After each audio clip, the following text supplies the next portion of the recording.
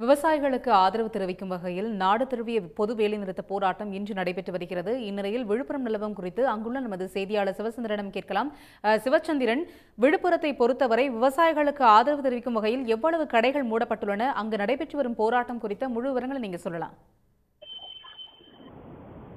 அதாவது மத்திய அரசு கொண்டு வந்துள்ள 3 வேளாண் சட்டத்தை திரும்ப பெற வேண்டும் என்ற வலியுறுத்தி தான் விவசாயிகள் டெல்லியில் இன்று 13வது நாளாக போராட்டத்தில் ஈடுபட்டு வருகின்றனர். அந்த போராட்டத்திற்கு ஆதரவாக இன்று நாடு முழுவதும் பந்த் அறிவிக்கப்பட்டது. தமிழகத்திலும் திமுக தலைவர் மு.க. ஸ்டாலின் இந்த பந்துக்கு ஆதரவு தெரிவித்தனர். அதே போன்று தோழமை கட்சியிலும் ஆதரவு தெரிவித்திருந்தனர். இந்நிலையில் பார்த்தீங்கன்னா கடைகளை அடைத்து ஆதரவு தர வேண்டும் என்று நேற்று மாலையே திமுக உள்ளிட்ட தோழமை கட்சியினர் ஒரு நோட்டீஸையும் விநியோகித்திருந்தனர்.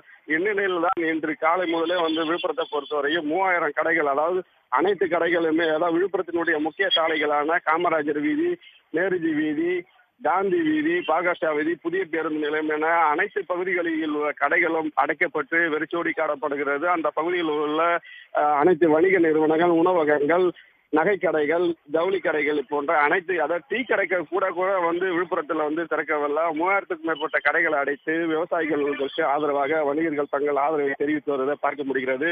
மேலும் இதே போன்று விழுப்புரம் அருகே உள்ள விக்கிரவாண்டி பகுதிகளிலும் முழுமையாக அங்குள்ள 200 கடைகளை அடைத்து அந்த பகுதி வணிகர்களும் விவசாயிக்கு ஆதரவு தெரிவித்து வருவதாக நம்மால் பார்க்க முடிகிறது. மேலும் பார்த்தீங்கன்னா இந்த போராட்டத்திற்கு வலு சேர்க்கும் வகையில் சற்று நேரத்தில் விழுப்புரம் காந்தி சிலை அருகே திமுக உள்ளிட்ட தோழமை கட்சியினர் ஒரு மறியல் போராட்டத்தையும் செய்ய தற்போது தயார் நிலையில் இருந்து வருகின்றனர். அதற்கான ஏற்பாடுகளும் செய்து வருகின்றனர். சிவச்சந்திரன், விழுப்புரத்தை பொறுத்தவரை எந்தெந்த இடங்கள்ல பாதுகாப்பு பலப்படுத்தப்பட்டுள்ளது? சிவச்சந்திரன், அதாவது இந்த போராட்டமானது ஏற்கனவே அறிவிக்கப்பட்ட போராட்டம். அதனால் அந்தந்த பகுதிகளில் சாலை மறியல் நடத்தப்படும் என்று திமுக மற்றும் இடதுசாரி கட்சியில் அறிவித்திருந்தன. அதனால் விழுப்புரத்தை பொறுத்தவரை புதிய பேருந்து நிலையம், காந்தி சிலையை, பழைய பேருந்து நிலையம், 4 முனை சந்திப்பு உள்ளிட்ட இடங்களில் 100க்கும் மேற்பட்ட போலீசார் அசம்பாவிதம் நடக்கூடாத வகையில் பாதுகாப்பு பணியில் ஈடுபட்டு வராங்க.